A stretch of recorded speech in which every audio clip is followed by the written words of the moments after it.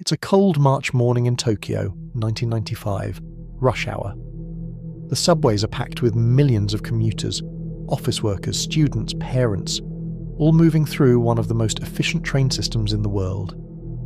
But inside the crowd, among the suits and backpacks, are 5 men carrying something far deadlier than anyone could have imagined. Each holds a simple-looking package, wrapped in newspaper, so ordinary it blends right into the chaos of the station.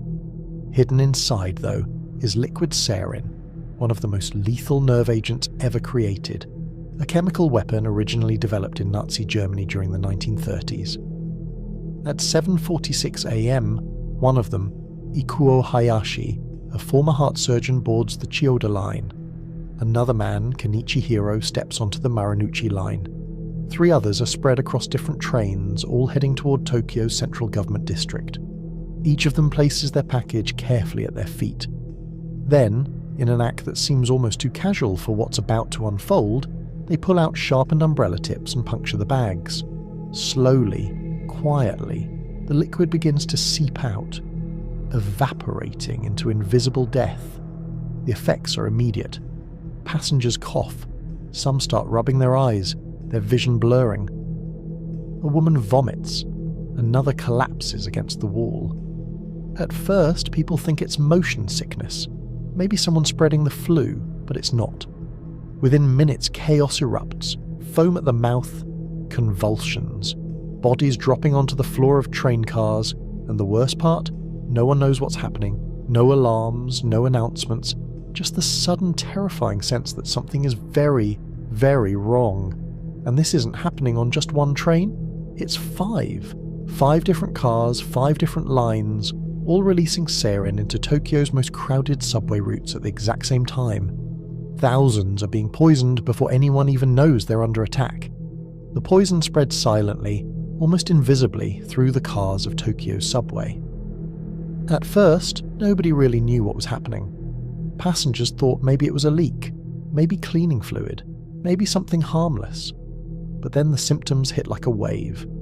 People began coughing violently, their eyes tearing up, some vomiting right there on the floor. Others suddenly collapsed, twitching and gasping for breath.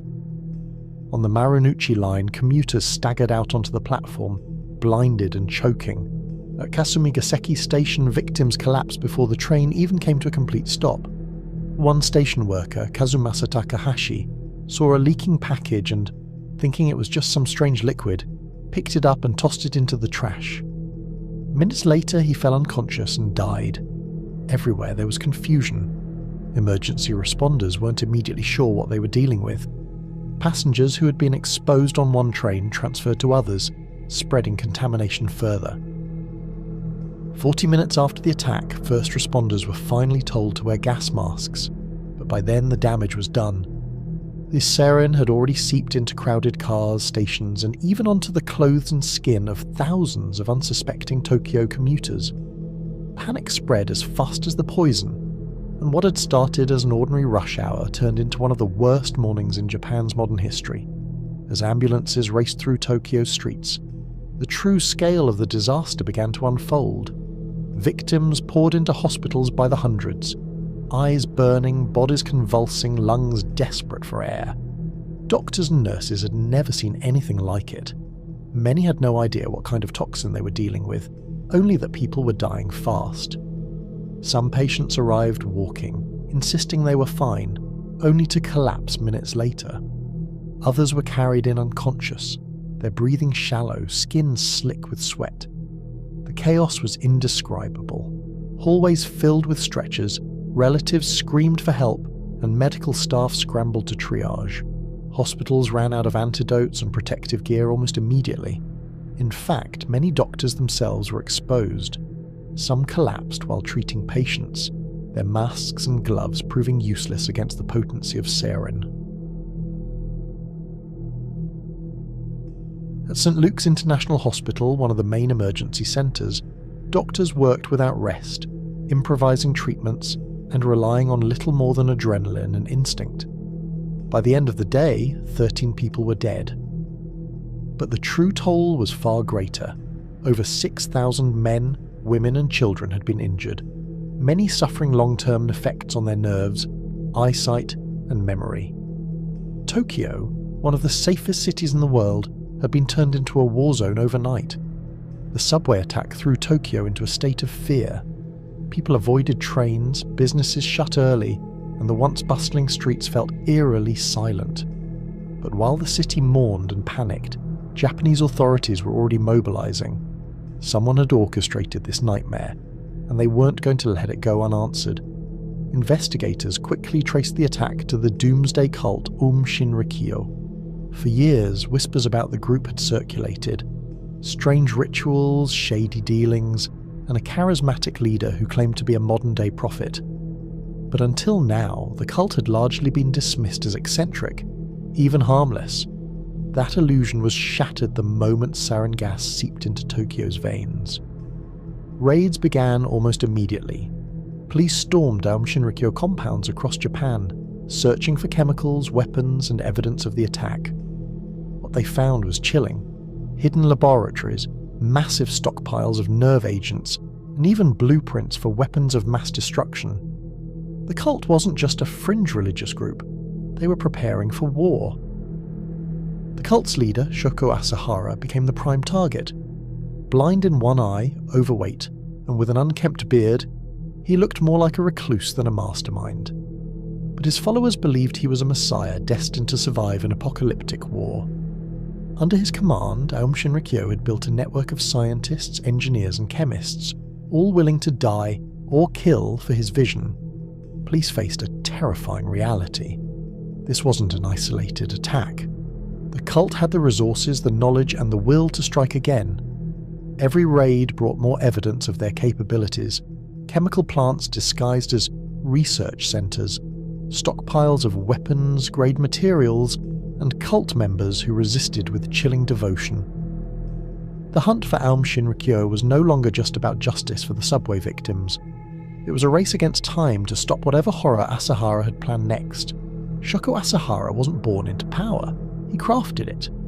Born Chizuo Matsumoto in 1955, partially blind and raised in poverty, he grew up with a fierce hunger for recognition. He studied acupuncture and dabbled in alternative medicine, but what set him apart was his obsession with spirituality. By the mid-1980s, he reinvented himself as Shoko Asahara, claiming to be the one true prophet who could lead humanity through the coming apocalypse.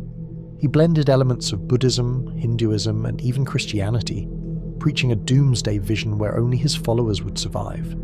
Charismatic and manipulative, Asahara lured in thousands, students, scientists, and even doctors, convincing them to give up everything for his cause. For many, he wasn't just a teacher. He was salvation. Under Asahara's rule, Aum Shinrikyo transformed into something far darker than a spiritual retreat. Members lived in isolated compounds, cut off from family and outside influence. They were forced into strict routines of meditation, fasting, and grueling labor. Dissent wasn't tolerated. Anyone who questioned Asahara faced brutal punishments, sometimes even death. He demanded loyalty in every aspect of their lives, arranging marriages, seizing wealth, and dictating every decision. At the same time, his inner circle of highly educated followers worked tirelessly to arm the cult. Laboratories churned out chemical weapons, while Asahara preached about the end of the world, stoking paranoia and absolute obedience. By the early 1990s, he had not only created a religion, but a fully operational militarized cult willing to kill at his command. On the morning of March 20th, 1995, Aum Shinrikyo members boarded trains carrying plastic bags filled with liquid sarin, a nerve agent so lethal that just a few drops could kill. At coordinated stops, they punctured the bags with sharpened umbrellas and fled, leaving the poison to seep across the train floors. Within minutes, chaos erupted. Passengers collapsed, choking, blinded, and convulsing as the invisible gas spread through the tunnels. 13 people lost their lives, while more than 6,000 were injured. Shoko Asahara was arrested, put on trial, and ultimately sentenced to death, along with several senior cult members. The attack, police stormed the cult's compound in central Japan and other facilities across the country. A massive investigation led to the indictment of about 200 people on a slew of charges. This helicopter, bought second-hand for $1 million, was another Russian souvenir.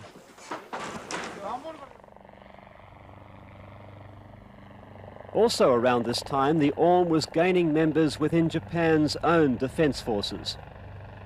Soldiers helped steal industrial secrets for research on laser, biological and nuclear weapons, and formed a commando unit with the idea of assassinating the emperor and staging a coup d'etat.